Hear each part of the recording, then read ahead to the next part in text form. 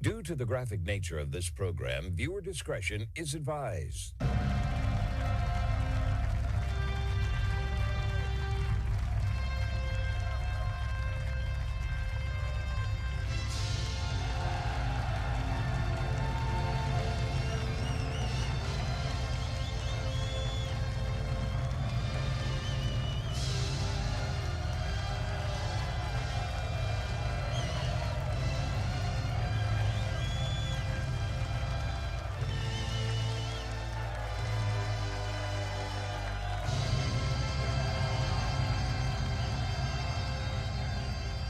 Welcome to the Marco Geray Show, everyone. It is Tuesday, August 26th. Thanks again for tuning in, getting all the groundbreaking news here in the United States and around the world. The only show where the facts are facts and hard truths thrive. Please be sure to hit that like button, follow the show, share with as many people as possible. That way we can get the truth out. But let's get ready now for the best hour that radio has to offer, uncensored and ready to go. You know, I gotta tell you, I took a trip today with a good friend of mine up to the Reagan Library, which is in Simi Valley, California. And I got to tell you, it was wonderful. It was probably it's one of the greatest places I've ever been in California. And we've got a lot of great places here in California. Go to the beach, we go here and there. It was so refreshing to actually go to a place and see success. See something of just a wonderful man's career. Both as governor of California, President of the United States, a man who truly loved his country. And of course, that is Ronald Reagan. Was Reagan perfect? Of course he wasn't perfect. But he governed absolutely well. You could see a lot of Reagan in Donald Trump. You can also see a lot of Nixon in Donald Trump as well, if you look at that. There would not be any Reagan without Nixon, by the way. I just want everyone to understand that as well. But for me, as a broadcaster, as a student of history, as a patriot who loves my country, the Reagan Library serves as just the apex of a place to go where you will see nothing but normalcy. You'll see kind people, you'll see nothing, everything there is great. And, as a Californian, I have to look at the 1966 debate between Pat Brown, who was the then governor, and Reagan. This was the beginning of his career. And like any Democrat, Pat Brown always takes the low shots in any debate. And I want to play a little clip for you, just so you understand what Reagan was kind of up against at the time. And I'm going to break it down for you in just a little bit. But here's the stupidity of these Democrats. They always go for these low shots. They think they're really keen and clever and shrewd in their remarks. And then, of course, they get their asses kicked later on. It's remarkable. It really is, but they have absolutely nothing to run on. This is indicative of Democrats of the 1960s. It's indicative of Democrats today. And we're going to, no shortage of what we'll talk about today with Gavin Newsom. How did we go from Ronald Reagan to Gavin Newsom? I scratch my head and wonder about this sometimes. How does a state go from having a staunch conservative who, I would argue he's top 5 of the best presidents of all time. How does California bring us that? And then brings us Kamala Harris, one of the lowest IQ human beings on the planet. She can't even think, for God's sakes.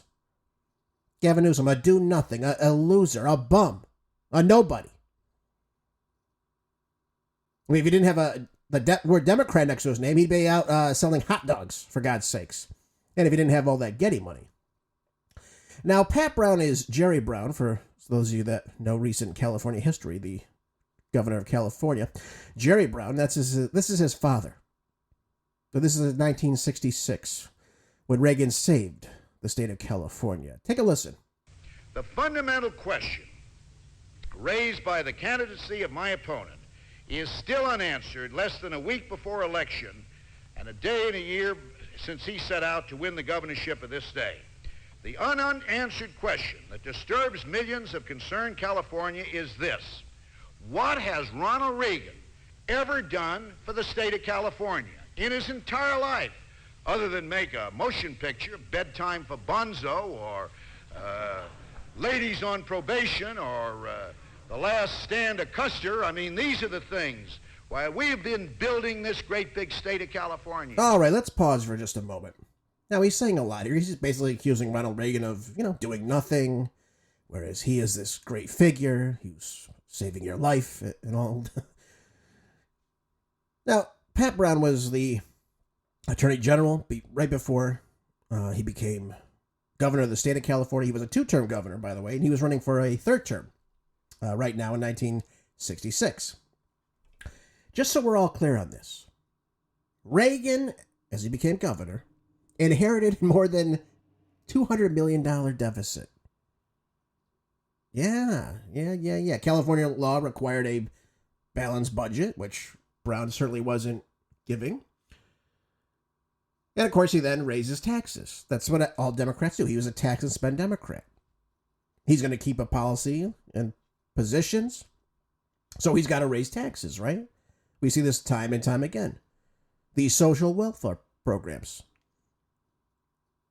And now, just so we're all clear, in 1966, $200 million would equate to roughly $2 billion today. So Gavin Newsom's got him beat by quite a bit. Gavin Newsom's going to leave office probably with $72 billion in the hole, which is amazing because he came into office in 2019 with a surplus and was bailed out, I believe, by Biden early on in 2021, thanks to the whole COVID scheme.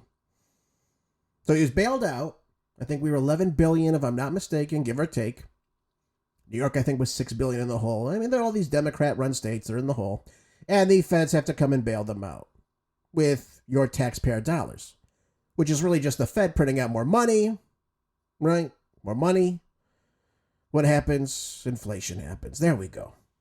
Nice little lesson here. So that's what Pat Brown was giving you. A tax and spend Democrat. Raise the taxes on you, even though he came in and got a great big surplus that Earl Warren and Goodwin Knight left him. Now Reagan snaps back at him, right? After what'd he do? He just was a movie star. I mean, I was in this movie that you like, this movie that you like. How does Reagan respond to that? Does he come in with a cheap shot? Or does he come in and become the great communicator? You tell me. You've heard a great deal about my lack of experience. That's true. Lack of experience actually in holding public office. But I know that there comes some times when if you want a job done, maybe you get somebody in who hasn't found out all the things you can't do. I'm quite sure that perhaps I'll make mistakes in that office. But they'll be the mistakes that you can understand. They'll be the mistakes of trying to improve efficiency and productivity, trying to cut overhead and waste and streamline and put modern business practices into the running of this government. I'll go out and try and I'll bludgeon companies like your own to try and get even on a leave of absence basis men and women who are qualified to come in and take over some of the administrative positions. And some of the administrative positions I just won't go out and get anyone for because I don't think they're necessary. They were created as rewards for political favors, and we're not going to give that kind of reward. Partisanship is going to end on November 8th if we're elected, and we're going to set up a government for all of the people.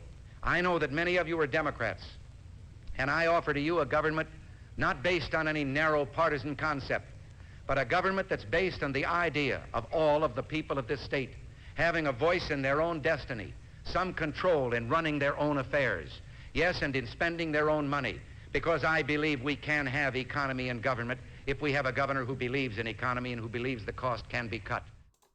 Amazing. That he sit there and shoot right back at Governor Brown and say, you're spending way too much, you've left us with this deficit. No. He articulated his position in a way that everyone could understand it. You heard him say this.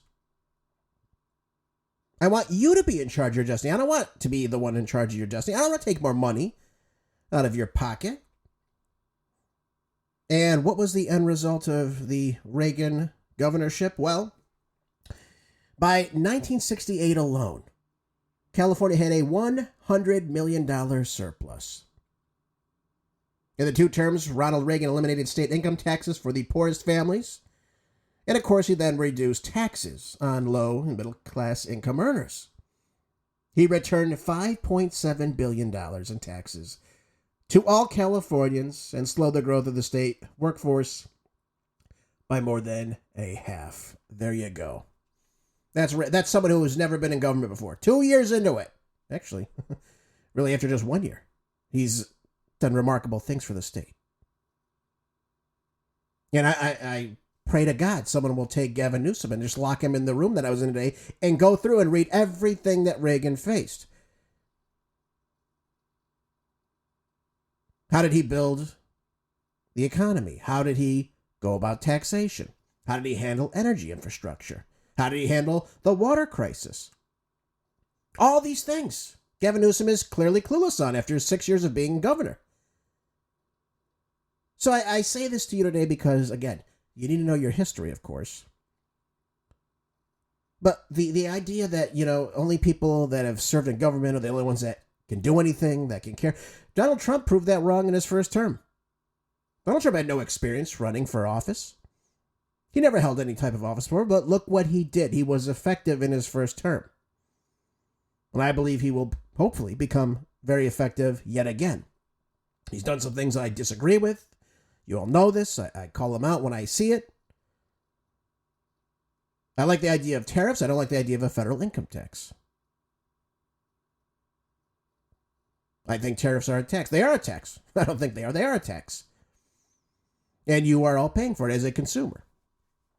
Now, why do I bring this up? Because, again, I sit here and I say to myself, how do we go from Reagan to Gavin Newsom? How did this happen? Where have we gone these last 60 years? That we elect a Governor Noodles, right? A Governor Hairgel, who has zero accomplishments. The only accomplishment Gavin Newsom really has is running for office and winning election. That's it. That's the only thing he can point to. Well, I won as board of stupid advisors. Yep, I was there. Every time I ran, I won. Ran for mayor twice, won that. He slept with his best friend's wife during that. I wasn't good. Had a little bit of a drinking problem. Okay, all right, that happens to people sometimes. Okay. Then he's lieutenant governor. He's learning from Jerry Brown, Governor Moonbeam himself. State's going more and more into debt, but he does leave with a surplus. Gavin Newsom accepted a surplus in 2019. And now, of course, we are on our way down, folks. We're on our way down. An estimated $72 billion in the hole will be. How's that going to work out, people? How is your pension going to be paid? Well, the feds are going to have to come in and bail California out again.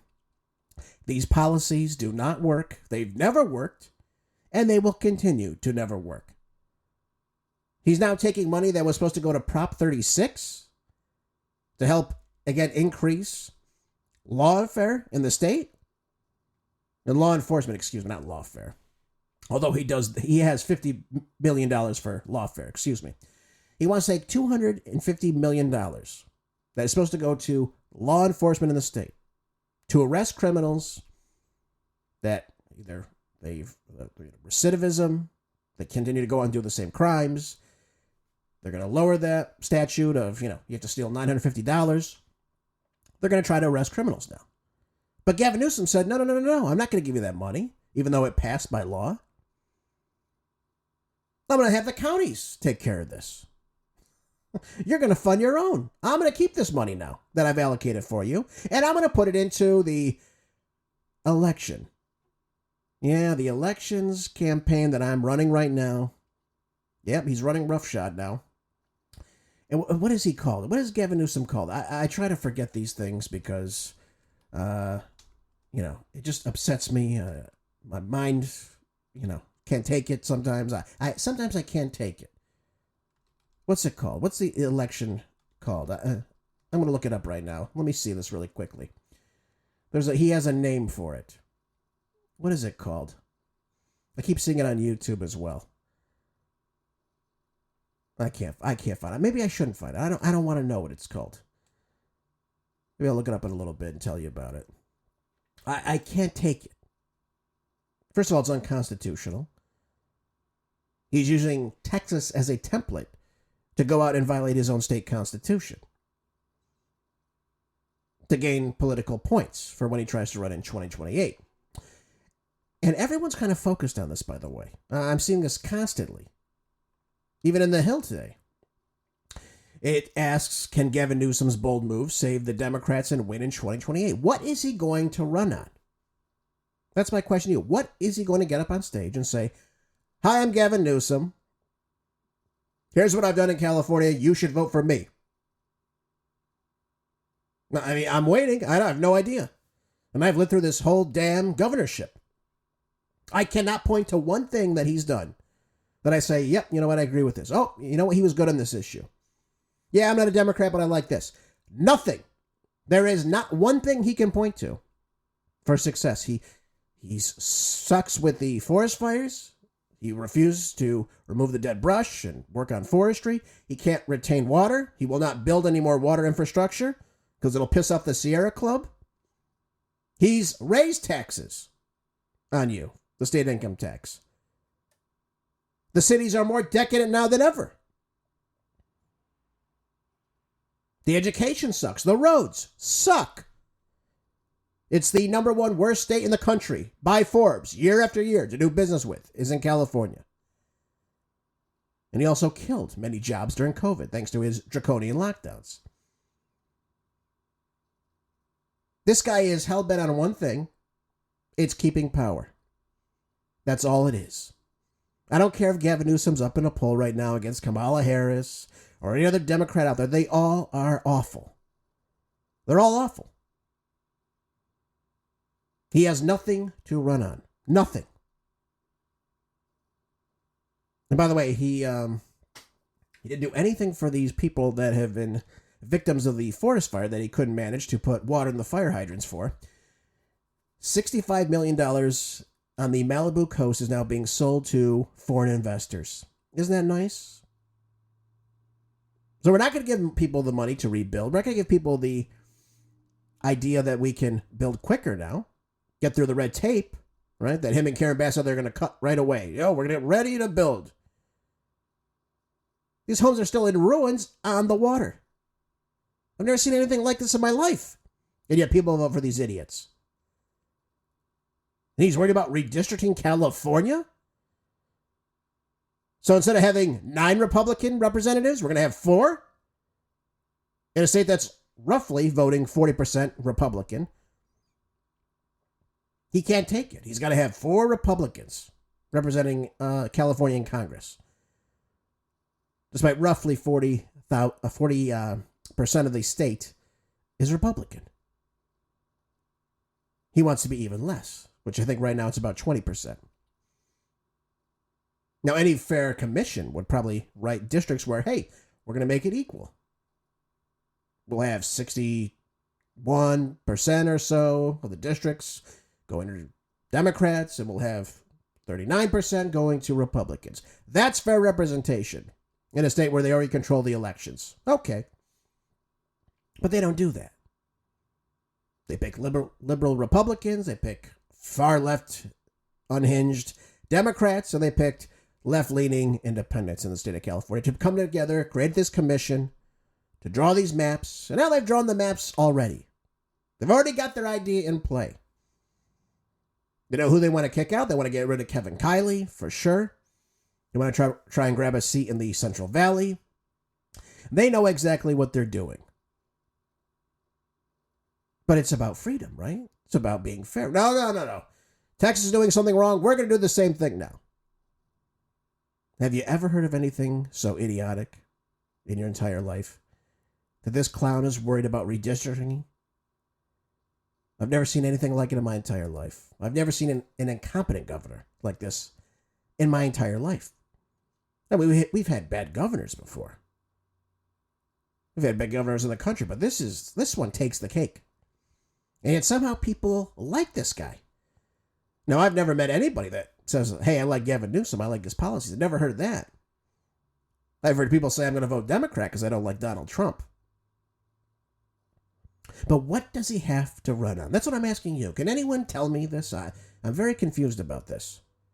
We've got struggling working class families, overwhelmed by increasing cost of living in the nation, and Gavin Newsom takes that cake as well. You can listen to my show yesterday. talking about the insane utility cost rise that Gavin Newsom has had on the state since 2019.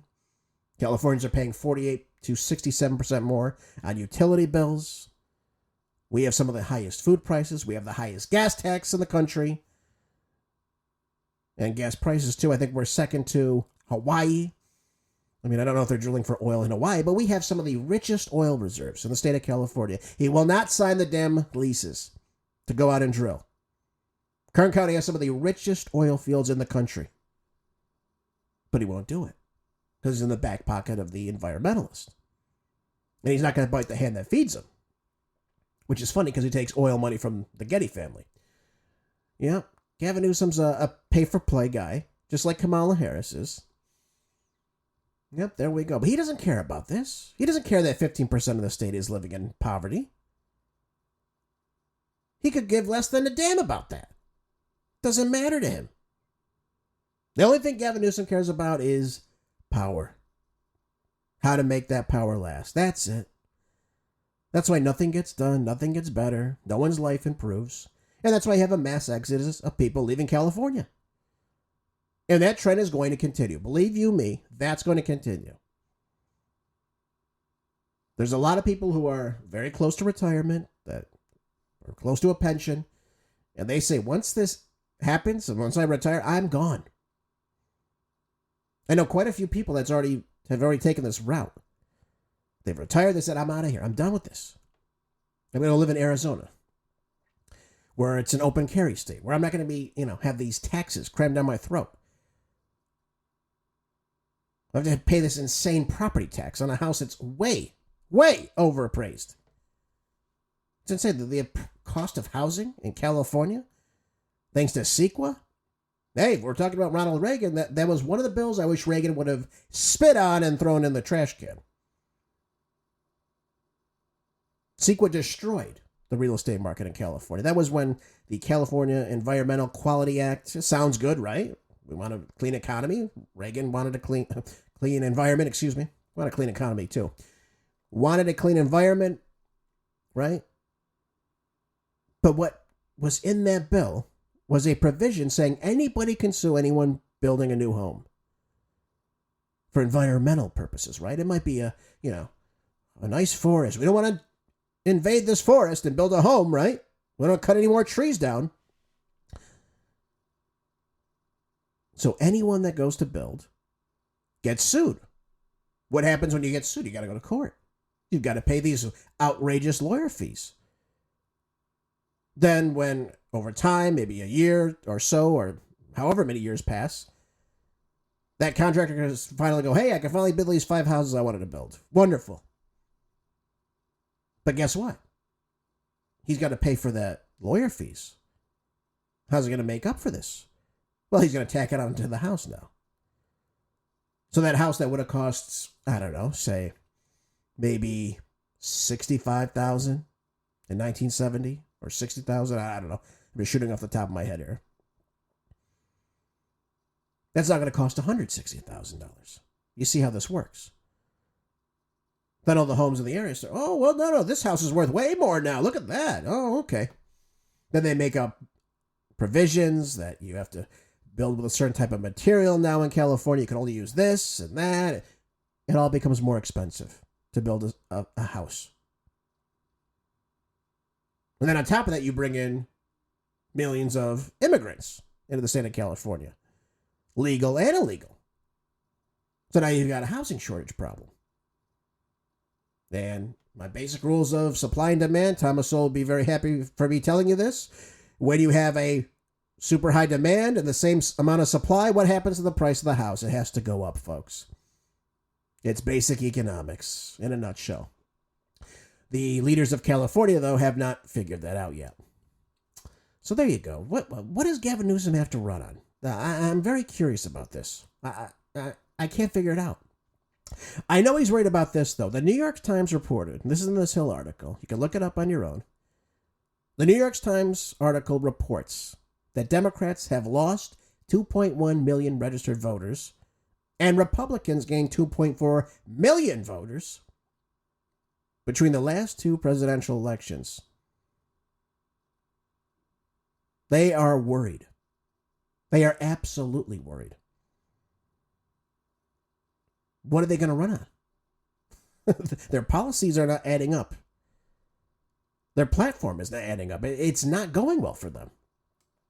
It's going so poorly that even Ken Martin now, this is in the Federalist, has a new idea for the downtrodden Democratic Party. How can they start winning elections again? Well, it's very simple. They're going to start trying to cheat. Look what Gavin Newsom's doing. Look what Wes Moron's doing over in Maryland. Look what Jumbo Pritzker's doing in Illinois. Look what they're all saying. This vitriol to Donald Trump because Texas is redistricting. Texas can redistrict. Doesn't matter. What do I care what Texas does? I don't live in Texas. Texas is its own state with its own state constitution. Yes, it's a Republican government. Yes, they're going to make districts that are more appealing to Republicans, just like Gavin Newsom has done in California. You don't think Gavin Newsom sees that redistricting map before it's put out there? Are you kidding me? You don't think the jumbo blimp in Illinois sees the districts before they're rewritten and signs it into law? Let's get real, folks. Gerrymandering's been a thing for a long time. Republicans have done it. Democrats have done it. It's not anything new under the sun. But when you look at what's happened in Texas, and I told my friend this today, by the way, I said, you have this exodus of people leaving California in droves. They're going to Arizona, but most of them are going to Texas. A lot of them are going to Florida, but most of them are going to Texas. A lot of people from New York are going to Texas. A lot of people from all over are going to Texas. This is where the jobs are going to. Many are going to Florida. Don't get me wrong. I know people are going to Florida too. But a lot of them are going to Texas. So since COVID happened, and since California was locked down for so long, people are saying, I'm done with this. I'm sick of wearing the stupid mask that doesn't work. I wore that as little as possible. The only place I wore was Whole Foods because they had like a barrage of store employees like, you can't come in here unless you put a mask on. I'm like, okay. So I'd put it on as I go through the door. Then I would, take it down when I got in there. Cheerios never said a word to me. No one else ever said a word to me. I just walk in and do my thing. No one else said a word. Yeah, it was just Whole Foods. That was the Gestapo trying to stop me from breathing fresh air, I guess. Anyways, people have had enough. They were sick of the schools being closed. They were sick of everything. They're sick of this guy. They don't like him. He's not a likable guy. He's full of crap. He's, I guess, a good speaker, I guess. I don't know. I'll give him the benefit of the doubt. Gavin Newsom has nothing to appeal to. And you see that in the people leaving California for the first time. You're seeing the population in California decreasing. So here's Ken Martin, though. He is, again, the leader of the Democratic Party. God knows how this happened. But listen to what he has to say. He's yelling to his own constituents here. And I find it extremely hilarious because they're grasping for air here. I'm sick and tired of this Democratic Party bringing a pencil to a knife fight. We cannot be the only party that plays by the rules anymore. We've got to stand up and fight. We're not going to have a hand tied behind our back anymore. Let's grow a damn spine and get in this fight, Democrats.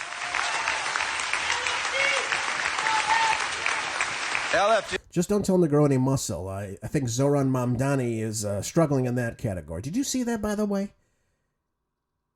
Has 115 on each side. Everyone's saying it's 135. Those are not 45s on each side of the bar. He goes into this gym. They get him on the bench, right? He has no idea how to hold the bar right. I mean, this guy he's never seen a gym before. He goes to try and do it. He can't do it at all. They help him. They assist him on both sets. Both reps. He's got 115 on the bar. This is a grown man, by the way. Can't do 115 pounds.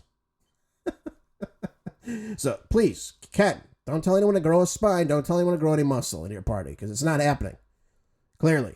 Gee, that's right. Americans are hungry for leaders. They're hungry for candidates who are on the side of working people. They're hungry for leaders who give a damn about their circumstances, and they're hungry for a government that gives people freedom, not fascism. To every American who is hungry for that kind of government, I invite you to join us.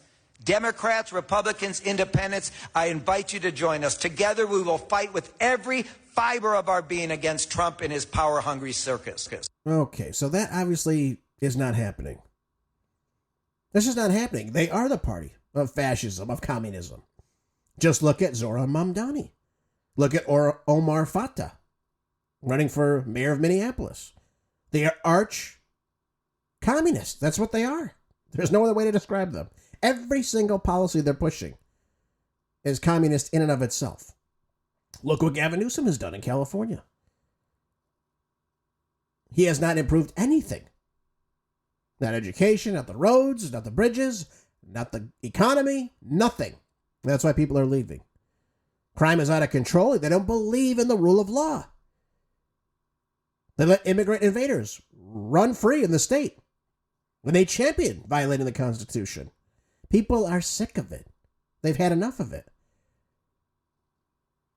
And they can't believe that the state of California gave a commercial driver's license to an immigrant invader from India who can't even read the traffic signs. How did that happen? I'm pretty convinced I couldn't go in there and pass a commercial driver's license test. I don't know how to drive a big rig, but somehow this guy comes from another country, gets a driver's license, and then gets a commercial driver's license. And he ends up killing 3 people. Bad policies have bad consequences. And you're seeing that the state of California, they don't give a damn about the citizenry. And that citizenry takes those illegal documents they've been given, like a driver's license, and they get a job in, say, Florida, say anywhere else. They can go anywhere. That's how they try to remain in the country. Gavin Newsom, Jerry Brown, the Attorney Generals of California. Kamala Harris was the Attorney General at the time when they issued 1 million illegal aliens to give them driver's license. They are giving them a fraudulent document. Then the federal government saying, hey, you got to have a real ID. So I've got to prove through some metric now that basically what you're telling me is my driver's license is meaningless. Because you're giving it to basically anybody. The federal government needs to make sure that the states are following proper procedures for identification, for election laws, and they're not harboring illegal aliens in their states through sanctuary state policies. See Gavin Newsom. See Karen Bass. See this moronic party that is a sinking ship, by the way. Speaking of sinking ships, let's listen to J.B. Pritzker right now. Finally, to the Trump administration officials who are complicit in this scheme, to the public servants who have forsaken their oath to the Constitution to serve the petty whims of an arrogant little man. Well, everyone's a little man standing next to this guy. Look at him. Good Lord. My God, what a little man. Look at him. 300 pounds? This guy's pushing, he's pushing the limit here. Even the suit's crying out here. What is he talking about? Violating the Constitution. You violate the Constitution with your sanctuary state policies. You don't give a damn about the people in Chicago. It's lawless in certain parts of Chicago. Beautiful city, don't get me wrong. But when you have the most homicides in the nation, and you have a mayor that doesn't do a damn thing about it, but again, blame Donald Trump. What does Donald Trump have to do with what's happening in Chicago? No, I, for one, am not for Donald Trump sending the military into every single city where there's a problem. The Constitution is extremely clear that you have to have either a insurrection or a rebellion of some sort, and the governor of that state has to sign off that, yes, you can bring in the military to quell what's going on here, to mitigate the problems happening. That's not happening in Chicago. They have a law problem because they have lots of criminals on their streets. They're not arresting these people. Things like cashless bail or what have you. So again, I don't want Donald Trump to turn what he's doing in D.C., which he has every right to do. It's a federal city. It's our nation's capital. That's a completely different story. the Constitution is very specific on how and where we can use our military. And I understand Donald Trump's sentiments in this. He wants to make sure the streets of America are safe for everybody, for our citizenry. But you have these deep blue states, and they have these even deeper blue cities, where the politicians don't give a damn. They're just, again, worried about getting elected to office. They don't care. It's not on their agenda. They don't care about these downtrodden situations, these lower socioeconomic cities, and these areas in them. They don't care about that. They've never cared about that. Now, if they want to ask for more help, they can use their state National Guard. They can do that. They're not going to do that. And J.B. Pritzker is not going to let Donald Trump come in and do any of this. And again, he really can't, because it's not an insurrection. It's not a rebellion, right? It's lawless. There's a lot of, again, criminals, but it's not the situation that meets the Constitution. So I don't want to see this happen. But J.B. Pritzker doesn't care about that. He doesn't care about it at all. And that's why, again, he's running his mouth. Trump's living rent-free, and, he's living rent-free in Trump's head. Give me a break. Trump doesn't give a damn about J.B. Pritzker. Trump is worried about governing the nation. He's not worried about the obese governor of Illinois. Not by a long shot. Not by a long shot. And by the way, one more person, though, where Trump lives rent-free in their head, though, is this guy, Tim Walz. The privilege of my lifetime was stand beside someone we know was the most qualified and would have been a fantastic president in a President Harris. And look, we wouldn't wake up every day to a bunch of shit on TV and a bunch of nonsense. We would wake up to an adult with compassion and dignity and vision and leadership doing the work, not a man-child crying about whatever's wrong with him. That's interesting to me. That's really interesting to me. Leadership from Kamala Harris? Do you really think Kamala Harris could sit down with Vladimir Putin and articulate a peace strategy to end the war in Ukraine? Do you think she could meet with Netanyahu and discuss peace in Gaza and the Middle East? Do you think she could put together a cabinet that can be effective in doing that? I don't see it. I didn't see it in the Biden administration. She didn't even visit our southern border ever. And then she just laughed about it. She couldn't even do what she was assigned to do. Go and figure out what's wrong with the issue with immigration on our southern border. She couldn't even do that. She couldn't even do that. Biden couldn't do that. Biden was comatose from much of this. But she was the border czar. And it took Donald Trump, what, a day to shut down the border? We have net loss in immigration coming in this country now because we have illegals now opting to leave on their own.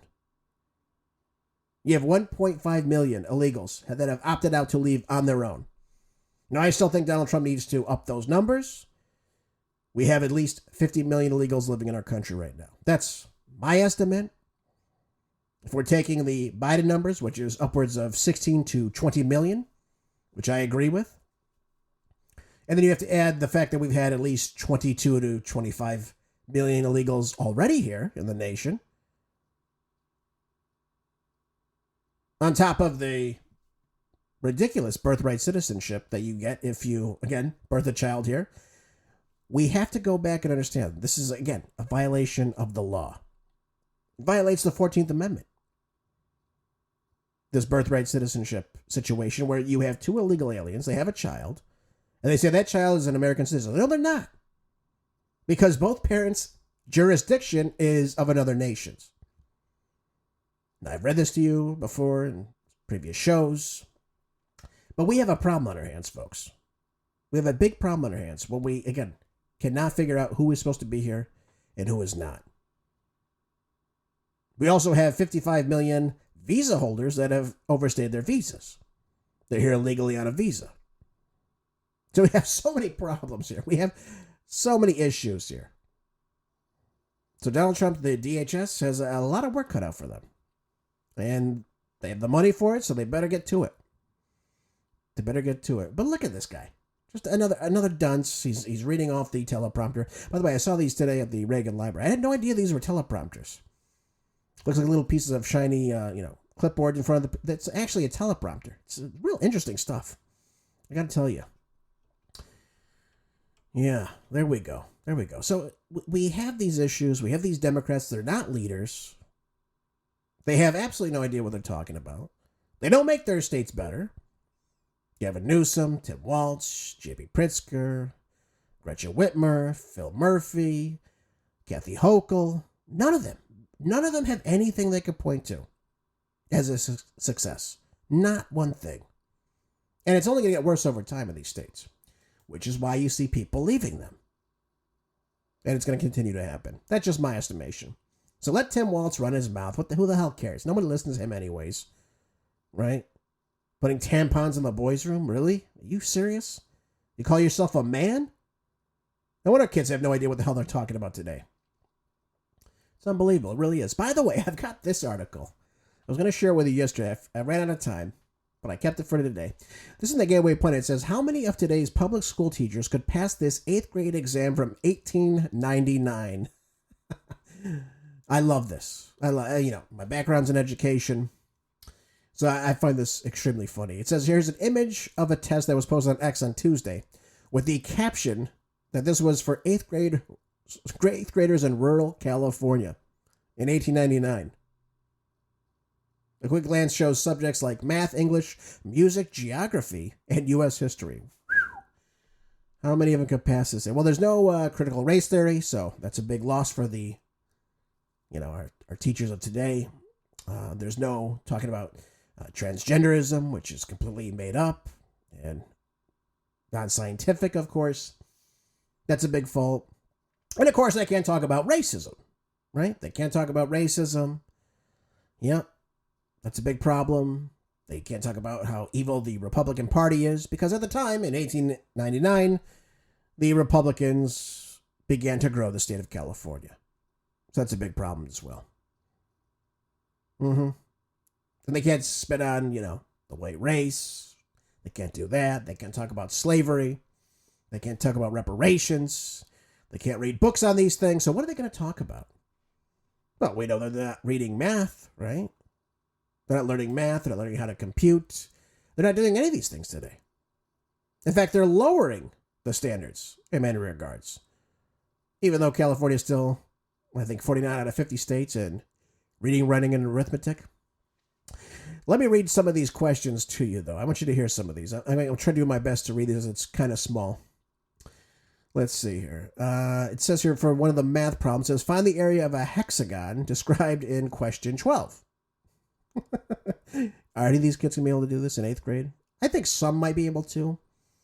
Some teachers might be able to do this. I know they do that. At least at my charter school, they did this. I don't know about public schools, of course. Let's see. An 8-inch cube. Let's see if I can. Was molded into a sphere. Find the diameter of the sphere. I don't think they can do it. I got to be honest with you. I don't think this could happen. Yep. English. Look at this. Describe briefly the picture in this section. Confine your description to 20 lines. 20, right in 20 lines? Yeah, right. Not in online texting mode? Oh, God. That'll be a mess. Yeah, look at this. I want to try to see these geography questions, though. I can't see it, though. Oh, God. Maybe it's in this rest of this article. Let me see if some of the questions are down here. Math questions had some students working on fractions, decimals, ratios, as well as numbers, as well as a number of word problems. Okay, working on things like logic, I'm sure. While the music section tested students' knowledge of scales and time. Well, that's going to go over their heads today. My God. What's music today? 4/4 time signature? That's it. That's all it is. Nothing. It's junk today. Our music today is crap. Largely. Well, we went from jazz in the 1950s and 60s. We had blues rock, of course, and now we have what? This today. Record players. That's all it is. Nobody knows anything about time signatures. They just know if they do ecstasy and listen to it, it sounds really good to them. Pure junk. Okay, so geography question. Asked students to compare the climates of different American cities. Oh my God. So no climate change. Okay, all right, that's good. But they were asked to compare the climates of different American cities and also test their knowledge of South America and Europe. My God, can they point that out of the map? Can they point California out of the map today? I'd be very, very impressed if they could. The U.S. history section appeared to ask about the division between the North and the South, with one abolishing slavery and the other utilizing it. Another question asked about the functions of the executive branch of government. Well, they don't even know what that is. They probably can't even spell executive. Yeah, I don't know. Like, I got to be honest with you. I don't know if many kids can do this today. I don't think many teachers would, again, be able to sit down as a whole. Maybe the teacher of that specific subject can do that. I don't know about a whole if they all can do that. I got to be honest with you.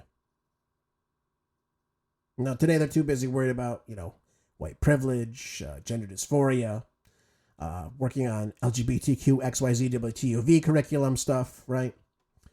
How awful the elitists are, how we're not taxing the rich enough, of course. I'm sure they learned that at Berkeley with Robert Reich. Yeah, his class. Got to keep taxing everybody to get these social programs working. Then everything will be fine until it isn't. Yep. I don't know, folks. I'm very worried. I'm very worried about education today and where it's leading us. Which leads me to my next topic. I wanted to spend a little bit of time on this, and it seems like we've got at least 15 minutes left, so I'm going to go over this right now in depth with you. Paul Craig Roberts had a great article yesterday that I was reading, and I got to read this to you. It's very good. It refers to the issue of slavery in our nation. And he does go over the Civil War, which I want to go over with you as well.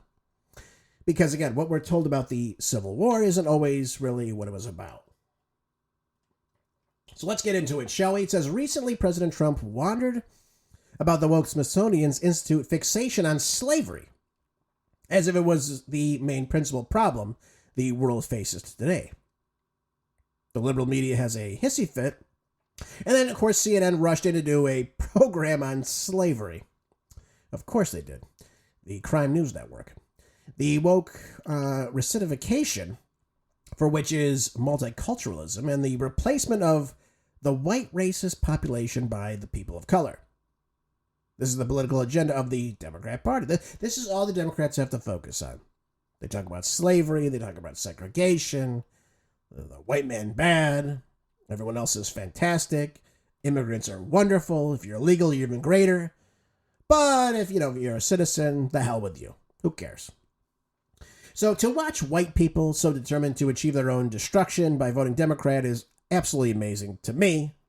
What do they have to stand for? They're a party of nothing. They're a party of destruction, of chaos. And again, all mostly the problems that we're talking about in this article. So the response made by those critical of CNN's attack on white Americans was that slavery was a matter of the distant past, and we made amends for our responsibility in the Civil War. Pure nonsense. Absolutely. No American had ever been responsible for slavery. What do I mean by this? You're saying, what are you talking about, your race? Come on. Well, for those of us that don't know, the issue of the North Atlantic slave trade, again, which all of you think, was simply white versus black in this country, simply not true. Simply not true. The blacks that were sent here, that were bought by the country of Great Britain, by and large, right? They were bought in the area called the Kingdom of Dahomey, which is in the western coast of Africa. It was a small kingdom. And I want to explain to you what happened in these situations. In Africa, like in any other continent at the time,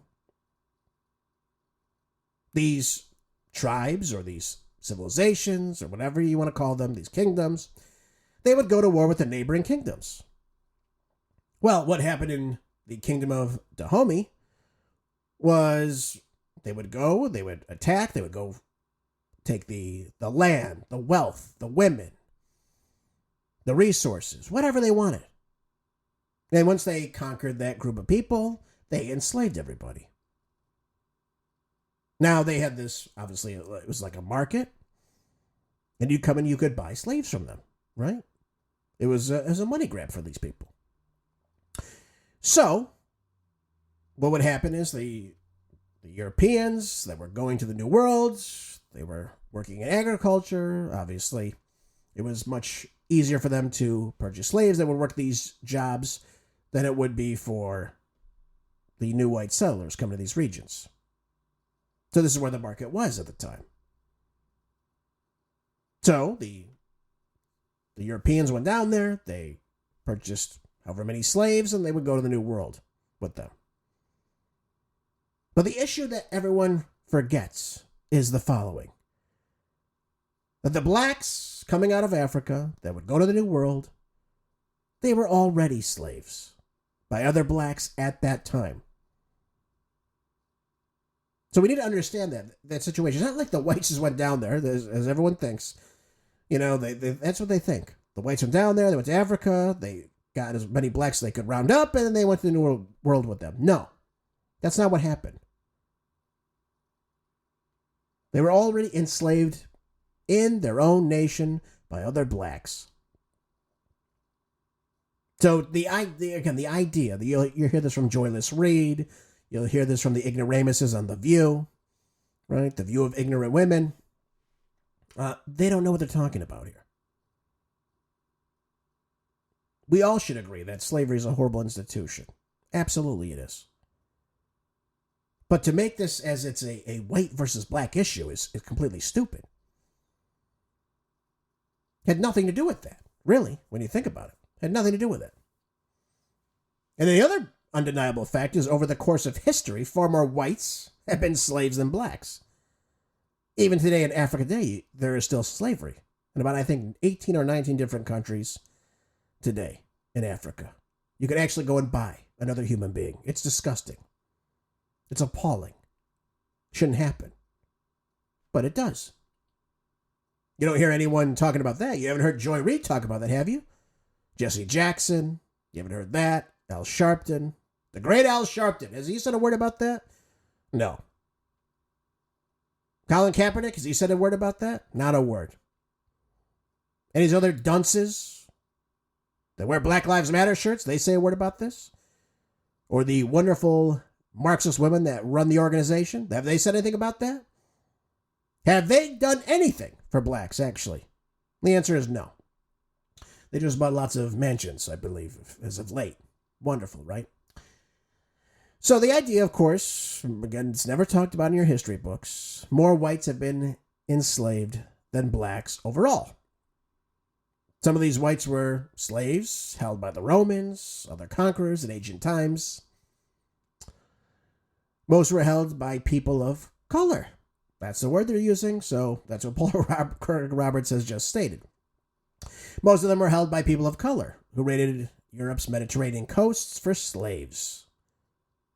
How do we know this? Because the great Thomas Jefferson, their president of the United States, had sent the U.S. Navy, the Marines, to the shores of Tripoli to stop the North Africans from capturing American ships and, of course, enslaving their passengers and their crews.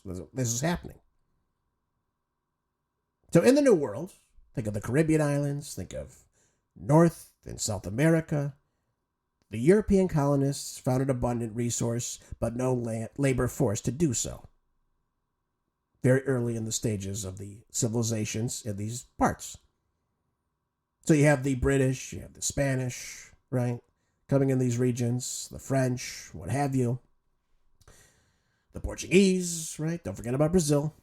So you have the British and European sea captains saw a business opportunity in purchasing slaves from the Black King of Dahomey, selling them to the colonists as a labor force.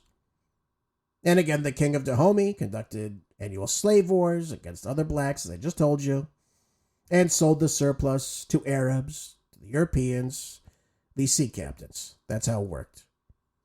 No white colonists in what would later become the United States ever enslaved a black person. They were already purchased, already enslaved by the King of Dahomey. That's the truth of the matter. So if you want war reparations, if you want reparations, go see the progeny of the King of Dahomey. Go do that. See how that gets you. When the U.S. came into existence, by the way, in the late 18th century, slavery was an inherited institution, just as it was everywhere in the world at the time. It was universal.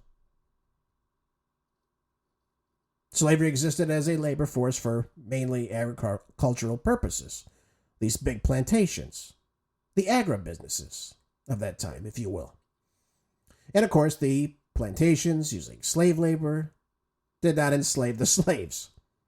Again, they were already purchased, enslaved labor, as no workforce was available. Okay, so that's how it worked. I mean, I'm not saying it's right. I'm just saying this is the reality of the situation. And by the way, as I said to you before, every single race were slaves in the U.S. as well. Maybe not as much, but you had indentured servitudes that worked side by side with slaves coming from Africa and any other part of the world. There were Chinese that were enslaved. There were Chinese that owned slaves. There were blacks that owned slaves in this country. There were whites that owned slaves. To make it a white versus black issue and then say every single white person, you owe us reparations is ridiculous. Even at the founding of the nation, there were 60,000 free blacks already in this country.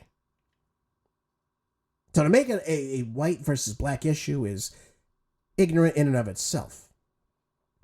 It's absolutely ridiculous. And as you see in this nation, right, we started off, we had slavery in the country. It's not a good thing.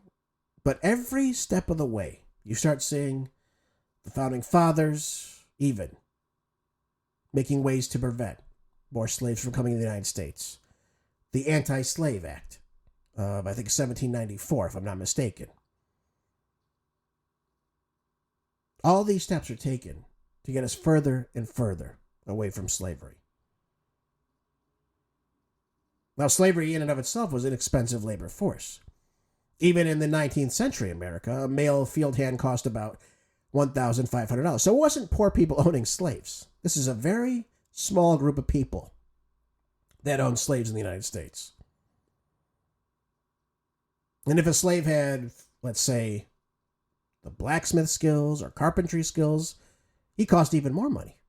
About $2,000. In this time, by the way. It's a lot of money. A lot of money to house, to, again, give sufficient food, medical care. I mean, it's just the reality of the situation. The price of a slave was 3 or 4 times more the annual income of a skilled white man, such as a blacksmith at the time. So you're seeing slavery, again, begin to being phased out because it didn't make any sense economically as well. And moreover, that slave required respect and appreciation. Now, I know we look on the TV, we see, whites whipping blacks as slaves. Did that happen? Of course that happened at times. Of course that happened at times. But many of the slaves were warriors captured by this, again, the Black King of Dahomey in these slave wars. They were experienced fighters, right? They had to be treated with respect, by and large.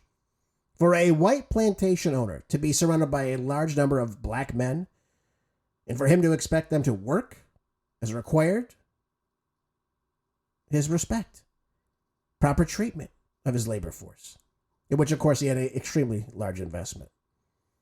Now, propaganda such as Uncle Tom's Cabin, which is nothing more than wartime propaganda from the North to the South. A few issues back, the City Journal posed a question of who was in charge of a rice or sugar plantation in the Caribbean when the one white owner, the only white on the premises, had the workforce of 50 black men. The idea was it was customary to whip black warriors and to rape them their women, of course, is far-fetched by and of itself. Again, I know you see that in movies today. The propaganda is real, though, folks. Understand that. So we certainly know that Uncle Tom's Cabin is nothing more than propaganda. How do we know? We have Lincoln's Emancipation Proclamation, having a bite a moment here, had zero response. Falsely portrayed by dishonest and corrupt historians as freeing the slaves, right? This is what we keep saying. We keep hearing about this. Lincoln freed the slaves. Did he? Lincoln's Emancipation Proclamation was a war measure, in which, of course, Lincoln hoped would produce a slave rebellion, thus draining Robert E. Lee's Army of Northern Virginia of troops who would rush home to defend their women and children left at the mercy of the slaves. Nothing of the sort materialized to the women and the children, and no Southern troops left the lines. Most of you don't know that. Blacks actually fought with the Confederacy at this time. And yes, blacks fought with the North as well. Don't get me wrong. But again, it's not a white versus black issue. The enslaved blacks were protective of the otherwise unprotected white women and children and did not revolt. There was no racist hate on the Southern plantation. Many of the plantation overseers were black slaves themselves. So, why did Lincoln then start the war? Is what you're probably asking yourself then. You're like, Gerace, we learned about it in the war, right? It was about slavery. Lincoln wanted to free the slaves. The Republican Party formed as an anti-slavery party. That is true. That's not false. That is true. But the Southern states withdrew from the United States and formed the Confederate States of America. They had no interest in the government in Washington at that time. The war resulted, and I encourage all of you to continue reading about this, the war resulted from Lincoln invading an independent country with the intention of exploiting it economically with the moral tariff. And for those of you shaking your head right now, let me expound on this. The southern ports at the time had very little, I have to say, very little tariff on their imports coming in from all over the world. And in that, it was going to make the ports of the north much less lucrative, because why would they keep sending in their goods when they're getting taxed? That's what a tariff is. It's a tax. So the main issue of the Civil War was simply economics. It was about tariffs. It was about taxation. The southern states then wanted to secede on constitutional grounds so that Lincoln would not have the constitutional case for declaring the southern states to be in rebellion and, of course, use force. This is the history of the United States, folks. This is the absolute history of what was going on at that time in the United States. And we never hear about this, do we? We never hear about any of this. In your history books, you got to go elsewhere to begin hearing about this. It looks like I ran out of some time, but hey, maybe I'll go over this some more tomorrow. That way we can recapture some of the lost history that we never hear about. Folks, I hope you enjoyed this show. I hope you had a blessed day. I hope you will share the show with some friends. As always, I'll catch you tomorrow with the next Mark and Dre show. Make sure you keep your house in order, though, right? Make sure you're storing up your food, your water, ammo, money, medicine, supplies, anything you need to be self-sufficient, folks. Folks, catch you tomorrow. Until then, be good, stay productive, be great. God bless.